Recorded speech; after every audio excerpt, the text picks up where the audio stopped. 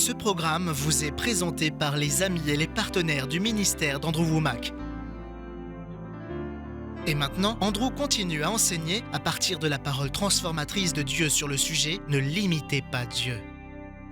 Bienvenue dans notre émission « La vérité de l'Évangile ». Aujourd'hui, je continue d'enseigner sur le thème « Ne limitez pas Dieu ». Cela a transformé ma vie et je suis enthousiaste parce que pour chaque personne qui regarde cette émission, Dieu a de plus grands projets que ce que vous lui permettez de faire. Et certains peuvent penser « Comment pouvez-vous dire cela?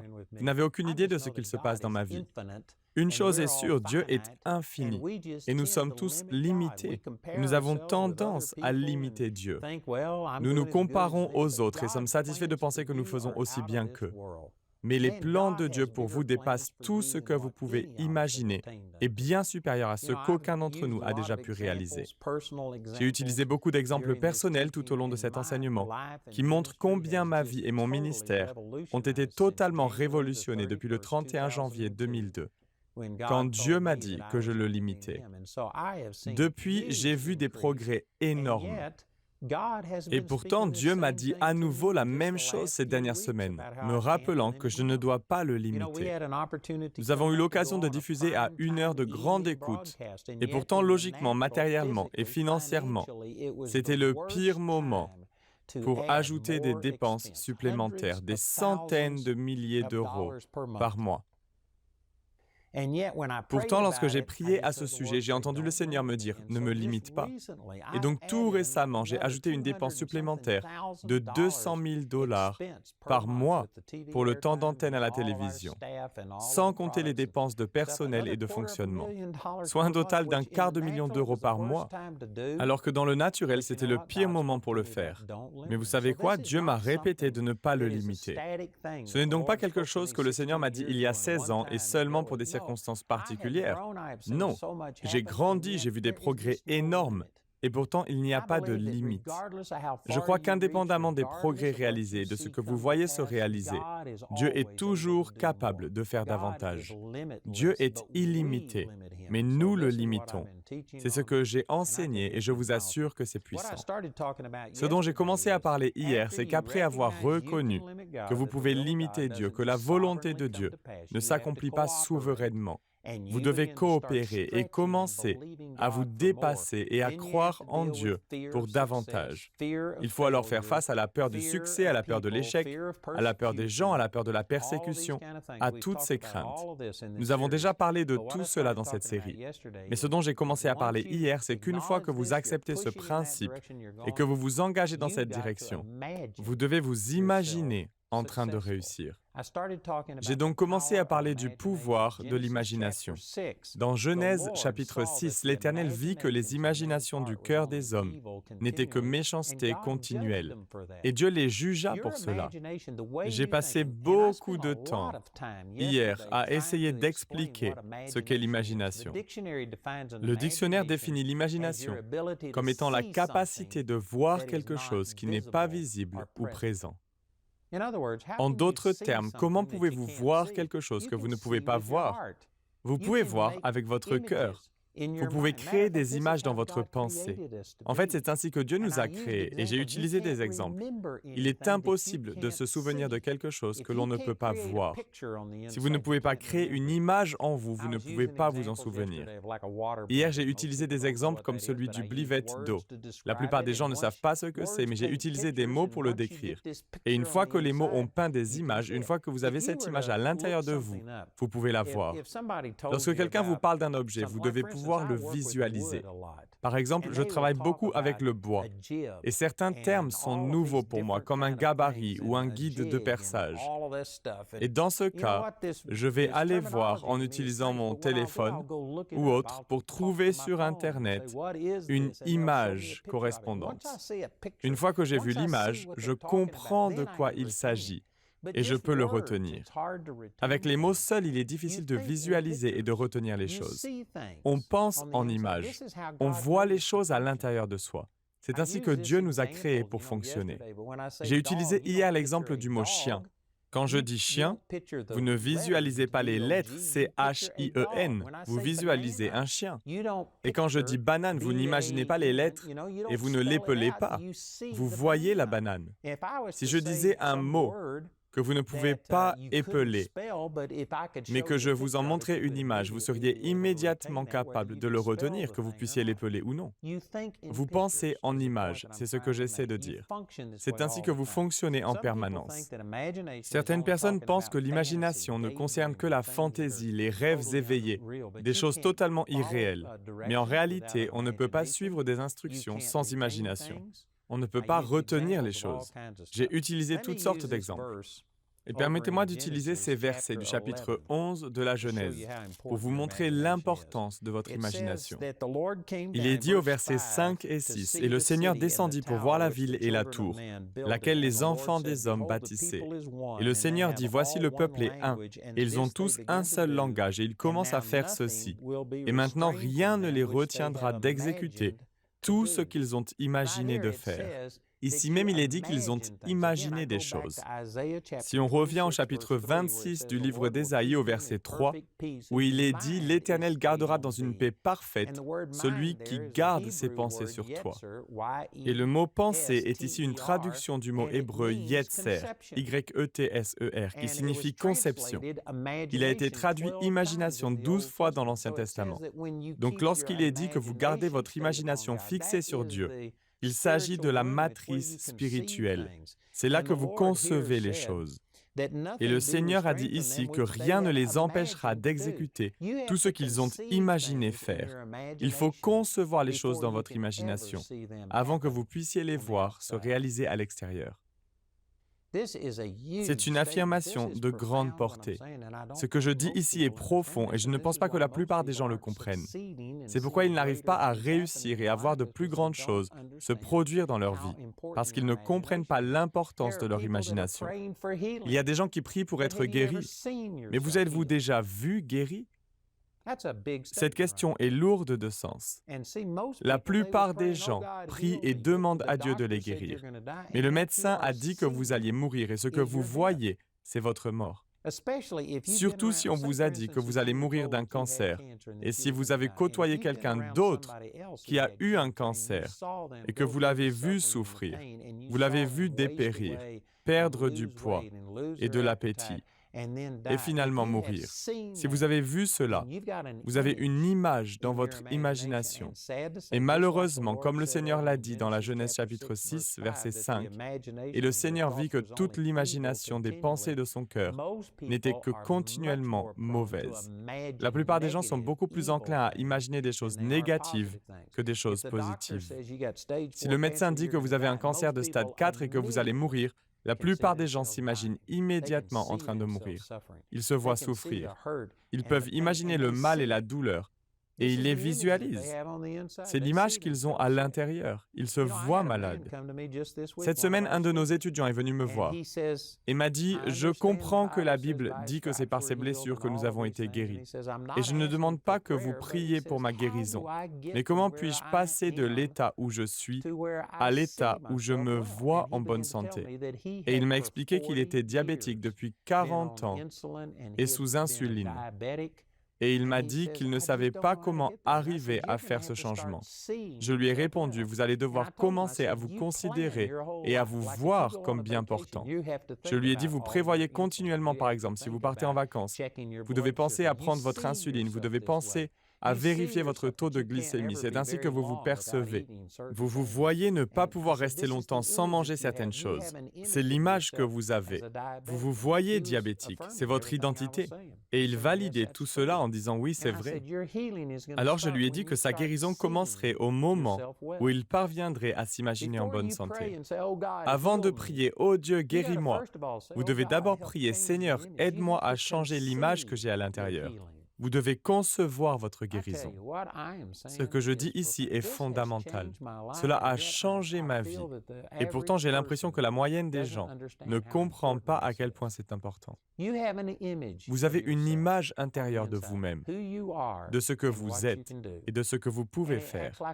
Et elle agit comme le régulateur de vitesse d'une voiture ou d'un véhicule quelconque. Lorsque vous atteignez une certaine vitesse, ce régulateur limite immédiatement le moteur et vous ne pouvez pas dépasser cette vitesse. La plupart des gens ont des limites, une image de ce qu'ils peuvent faire et des choses qu'ils peuvent faire. Et tant qu'ils n'ont pas changé cette image, ils ne peuvent pas aller au-delà. C'est vous qui vous imposez ces limites. Vous savez, le programme de Dale Carnegie, qui était si célèbre et dont j'ai entendu des témoignages. Une partie de ce programme consistait à se tenir devant un miroir, à se regarder dans les yeux et à se dire « Tu peux vendre, tu peux y arriver ». Et c'était peut-être une façon physique, naturelle et charnelle d'aborder les choses. Mais la raison pour laquelle cela fonctionne pour tant de gens, c'est que cela change l'image que vous avez de vous-même par vos paroles. Le verset 21 du chapitre 18 du livre des Proverbes dit « La langue a pouvoir de vie et de mort ». Les mots peuvent peindre des images. Ils peuvent changer une image. Ainsi, si vous vous asseyez et que vous vous dites que vous pouvez faire ceci, que vous pouvez faire cela, vous finirez par vous voir en train de le faire. C'est une façon physique et naturelle de stimuler votre imagination. Mais vous ne pouvez aller nulle part dans le monde physique tant que vous n'y êtes pas allé dans votre pensée ou dans votre imagination. Ce que je viens de dire est très profond. C'est comme si vous étiez dans une mine souterraine ou quelque chose comme ça. Savez-vous que vous ne pouvez pas simplement passer à travers la terre et la roche? Il faut creuser un passage, enlever la terre et la roche. Et une fois qu'on a creusé le passage, alors on peut y aller et se tenir là où on avait prévu d'aller. De même, vous ne pouvez aller nulle part dans votre corps physique où vous n'êtes pas déjà allé en pensée. C'est le travail de votre imagination. Vous devez voir les choses se produire. Encore une fois, revenons au mot yetzer, le mot hébreu qui signifie conception. Un miracle doit être conçu. Vous priez pour être guéri, mais avez-vous conçu votre guérison? Avez-vous pris la parole de Dieu et peint une image à l'intérieur de vous? Pouvez-vous vous voir guéri? Un exemple classique que j'ai utilisé à plusieurs reprises, et certains d'entre vous l'ont déjà entendu. Mais c'est un excellent exemple. J'écoutais un jour un enseignement dans lequel il était question d'une femme qui avait une très mauvaise vue. C'était une femme de pasteur et elle avait des lunettes aussi épaisses qu'un fond de bouteille de Coca-Cola. Elle avait donc une très mauvaise vue, au point d'être presque aveugle. Et un évangéliste avec un ministère de guérison était attendu dans leur église. Cette femme ne voulait pas qu'on prie pour elle, parce qu'on avait déjà prié pour elle de nombreuses fois et parce qu'elle avait toujours été déçue. Et elle ne voulait pas l'être à nouveau. Elle a donc évité cet évangéliste pendant toute la semaine. Finalement, le dernier soir de la conférence, il l'a abordé et lui a dit « Je veux prier pour vos yeux ». Il lui a fait enlever ses lunettes, a posé ses mains sur ses yeux et a prié pour elle. Puis il a dit « Maintenant, est-ce que vous voyez ?» Cette femme a commencé à ouvrir les yeux, mais il lui a dit « Fermez les yeux ». Elle a donc fermé les yeux immédiatement. Puis il a dit une deuxième fois, « Maintenant, est-ce que vous voyez ?» Elle a commencé à ouvrir les yeux et il a dit, « Fermez les yeux ». Et cette femme se demandait ce qu'il voulait dire. « Comment puis-je voir si je ne peux pas ouvrir les yeux ?» Une troisième fois, il lui a dit, « Maintenant, est-ce que vous pouvez voir ?» Elle a commencé à ouvrir les yeux à nouveau et lui a répété, « Fermez les yeux. Je ne vous ai pas dit d'ouvrir les yeux. » Il a ajouté, « Vous devez vous voir en train de voir avec votre cœur avant de pouvoir voir avec vos yeux. » Elle a finalement compris ce qu'il voulait dire, à savoir qu'elle devait voir avec son imagination. Elle devait changer l'image intérieure qu'elle avait d'elle-même. Elle avait vécu si longtemps avec une mauvaise vue qu'elle avait une image d'elle-même comme étant une personne avec une très mauvaise vue. Elle était limitée et dépendante de ses lunettes. Il y avait des choses qu'elle ne pouvait pas faire. C'est ainsi qu'elle se voyait. Et elle avait besoin de se voir différemment. Et finalement, elle a compris de quoi il parlait et elle a gardé les yeux fermés. Et elle a prié en langue pendant un certain temps. Puis elle a finalement dit, « Je peux voir. Je peux me voir en train de voir sans lunettes. » Et elle a vu cela dans son cœur. Ce qu'elle a fait, c'est qu'elle l'a conçu. Et ensuite, il a dit, « Maintenant, ouvrez vos yeux. » Et quand elle a ouvert ses yeux, elle pouvait voir. Elle n'avait plus besoin de lunettes. Et vous voyez, je pense que la plupart des gens négligent cette étape. La plupart des gens se contentent de dire, « Oh Dieu, guéris-moi. » Mais vous êtes-vous déjà vu comme si vous étiez guéri et en bonne santé? Certains d'entre vous ont des allergies, par exemple, et depuis votre enfance, Vous redoutez certaines périodes de l'année. Vous évitez de vous rendre dans certains endroits.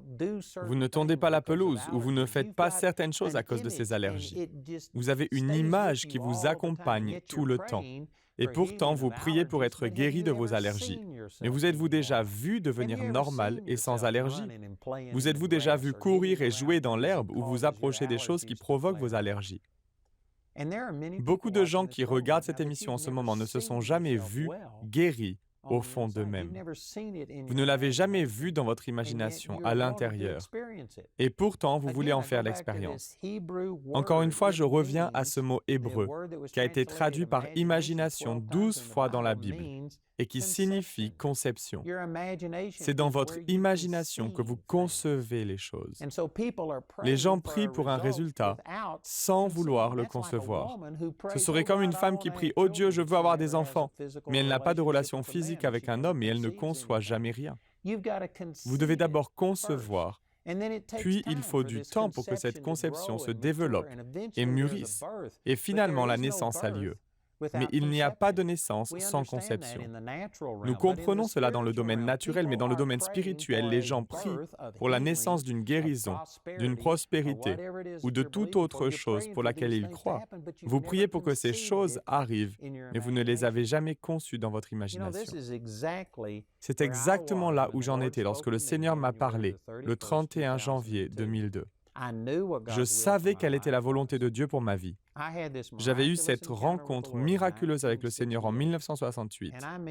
Et en quelques jours, je savais que j'allais avoir un ministère qui s'étendrait au monde entier, qui toucherait des gens dans le monde entier. J'en rêvais, j'y aspirais, et je croyais que c'était la volonté de Dieu. Mais il y a eu des décennies de préparation. Et vous savez quoi? Si j'avais continué à insister constamment sur le fait que je devais faire ceci ou cela, je n'aurais pas été fidèle là où j'étais. Le Seigneur m'a simplement montré d'être fidèle là où j'étais, de faire ce qu'il me donnait à faire. Ainsi, pendant des décennies, j'ai mis de côté cette vision d'atteindre des gens dans le monde entier, parce que je n'étais que le pasteur de petites églises. Je faisais les choses en suivant pas à pas ce que Dieu me montrait, et le moment n'était donc pas encore venu. Mais je savais quelle était la volonté de Dieu. Je ne l'ai pas beaucoup nourri parce que ce n'était pas le moment. Mais finalement, le Seigneur m'a parlé le 31 janvier 2002 et m'a dit clairement que je le limitais. Le moment était venu d'accomplir cette mission. Et l'une des choses que je devais faire, c'était de laisser libre cours à mon imagination. Je savais que la volonté de Dieu était que je sois à la télévision. Je savais que la volonté de Dieu était que je prêche l'Évangile. Plus précisément, l'Évangile de la grâce, l'Évangile de la bonne nouvelle, qui n'est pas très répandu. J'avais la révélation de Dieu, de ce qu'il voulait que je fasse, mais je ne m'étais pas vu le faire. Je m'étais vu le faire dans une très faible mesure et j'avais réussi dans une faible mesure, mais je ne m'étais pas permis de laisser libre cours à mon imagination. Et comme je l'ai déjà expliqué, il y avait pour cela de nombreuses raisons, comme la peur de la persécution et bien d'autres craintes. Mais cela tenait en partie au fait que pendant des décennies, le moment n'était pas venu. Et je m'étais adapté à cette réalité. J'avais adopté ce mode de fonctionnement où je mettais tout en attente. Et lorsque finalement le Seigneur m'a dit qu'il était temps de me lancer, l'une des choses que j'ai dû faire, c'est de m'asseoir et de commencer à rêver. Très bien, voici ce que Dieu veut que je fasse. Comment y arriver? Comment l'accomplir? Comment atteindre plus de gens? Comment accomplir ce que Dieu m'a dit de faire?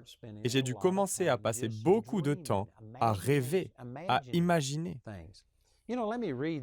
Permettez-moi de vous lire cette citation de T.L. Lawrence.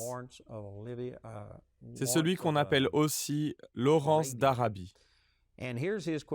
Il a dit « Tous les hommes rêvent, mais pas de la même façon. Ceux qui rêvent la nuit dans les recoins poussiéreux de leurs pensées se réveillent au jour pour découvrir que c'était pure vanité. Mais les rêveurs du jour sont des hommes dangereux, car ils peuvent réaliser leurs rêves les yeux ouverts pour les rendre possibles. » En d'autres termes, il y a des gens qui rêvent la nuit et leurs rêves n'ont aucun sens particulier. C'est de la vanité. Ils ne sont pas significatifs. Mais les gens qui peuvent rêver les yeux ouverts Pas quand ils sont inconscients, mais quand ils sont conscients. Ils peuvent voir avec leur cœur des choses que les autres ne peuvent pas voir. Ce sont des hommes dangereux. Vous pourriez dire que ce sont des personnes productives. Et vous voyez, c'est ce dont le Seigneur parlait dans le chapitre 11 de la Genèse, quand il est descendu et a vu ce que les gens faisaient. Et il a dit, « Et maintenant, rien ne les empêchera d'exécuter tout ce qu'ils ont imaginé faire. » L'imagination négative, l'imagination charnelle, la mauvaise imagination était une telle menace pour les plans de Dieu envers la race humaine qu'il a dû descendre et confondre nos langues. Et c'est de là que sont venus tous les différents langages sur la terre, à ce moment précis lors de la tour de Babel. Dieu a dû le faire, sinon ils auraient pu accomplir tout ce qu'ils auraient pu imaginer. Cela met vraiment l'accent sur l'importance de l'imagination. C'est dans l'imagination que l'on conçoit les choses. Malheureusement, le monde d'aujourd'hui essaie constamment de décourager et dévaloriser l'imagination. Si vous allez voir un médecin, il vous dira d'abord de ne pas nourrir trop d'espoir. Il vous présentera le pire des scénarios. Il y a de nombreuses raisons à cela, mais l'une d'entre elles est le risque de litige, la mise en cause de la responsabilité. Si un médecin n'informe pas une personne des risques potentiels et que la personne décède, les proches peuvent se retourner contre le médecin et le poursuivre en justice.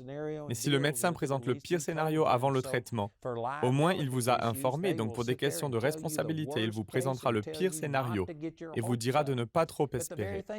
Alors qu'en réalité, c'est justement ce qu'il faut faire, espérer le plus possible. Si vous envisagez le pire scénario, si vous vous voyez mourir, si vous voyez cette maladie vous détruire, c'est la pire des choses à faire. Vous devez avoir une imagination positive. Mais le système de ce monde ne cesse d'essayer de vous maintenir au niveau le plus bas pour que vous n'attendiez pratiquement rien.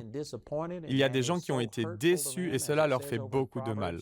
Comme il est dit dans le chapitre 13 des Proverbes, je crois que c'est le verset 12, « L'espérance différée rend le cœur malade, mais quand le désir vient, il est comme un arbre de vie. » Et parce qu'on n'aime pas voir ses espoirs déçus, on n'aime pas ce sentiment de déception lorsque quelque chose pour lequel on a cru ne se réalise pas. Certaines personnes traversent la vie en essayant de ne jamais rien espérer. Elles ne visent rien. Elles ne veulent pas se risquer à rêver de quelque chose de plus grand parce qu'elles risquent d'être déçues. Elles ne veulent pas s'exposer. Ainsi, de nombreuses personnes traversent la vie en évitant constamment de nourrir de quelconques espoirs. Elles ne veulent pas activer leur foi pour quoi que ce soit. Je vous le dis, si vous voulez exercer une influence, vous devez vous mettre à espérer. Vous devez commencer à utiliser votre imagination avec force, de manière positive. Ici, dans le chapitre 11 de la Genèse, l'imagination était si puissante qu'elle menaçait les plans de Dieu pour la race humaine et qu'il a dû intervenir pour limiter notre capacité à communiquer et à nous inspirer les uns les autres avec notre imagination.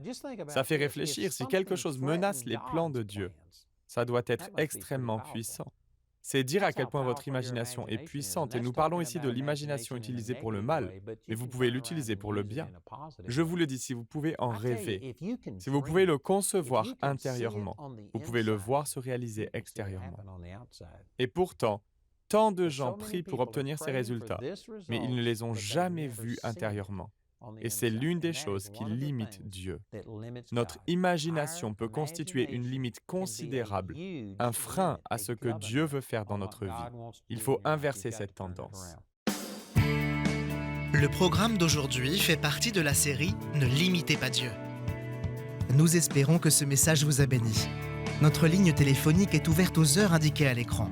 Appelez-nous si vous avez des questions sur ce programme, si vous avez besoin de prière ou si vous désirez commander l'un de nos enseignements. Vous pouvez nous contacter au numéro qui s'affiche à l'écran. Ce programme a été rendu possible grâce au soutien financier de nos partenaires. Si vous souhaitez devenir partenaire, vous pouvez le faire en appelant ces numéros. Nous vous proposons un livre sur le même sujet que l'émission d'aujourd'hui, intitulé « Ne limitez pas Dieu », que vous pouvez vous procurer pour 14 €. Vous pouvez aussi opter pour les fichiers audio MP3 et vidéo MP4 sur clé USB. Les 20 émissions de cette série sont disponibles en DVD pour 22 €. Vous pouvez également vous les procurer en CD pour la somme de 15 €. Si vous commandez les 2 albums, CD et DVD de manière simultanée, le prix de l'ensemble baisse à 30 €.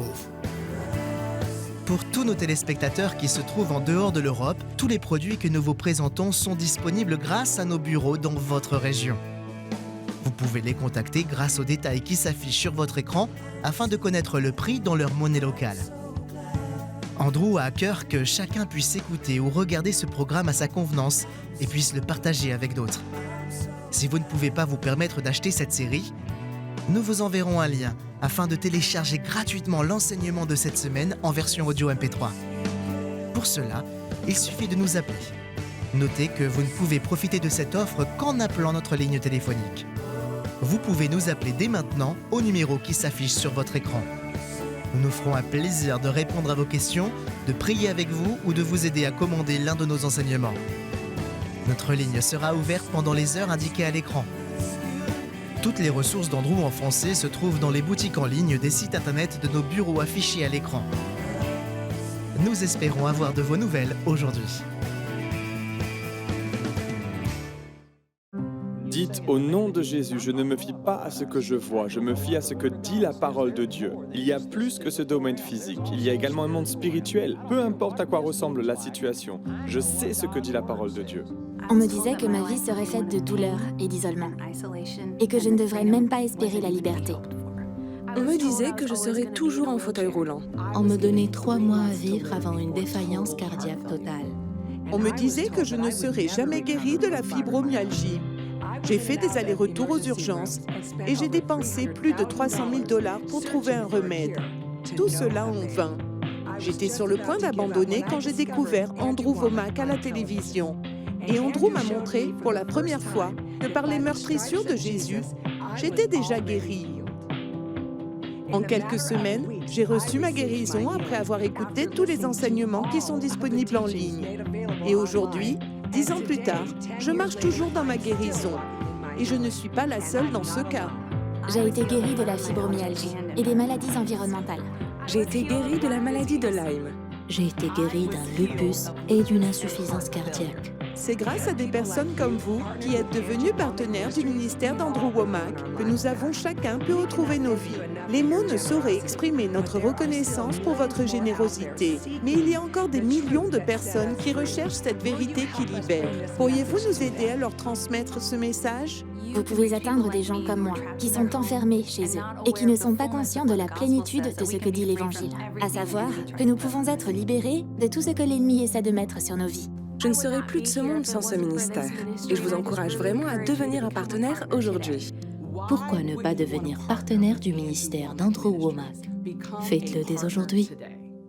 Pour nous aider à conduire plus de personnes vers la liberté, devenez partenaire en visitant notre site web dès aujourd'hui.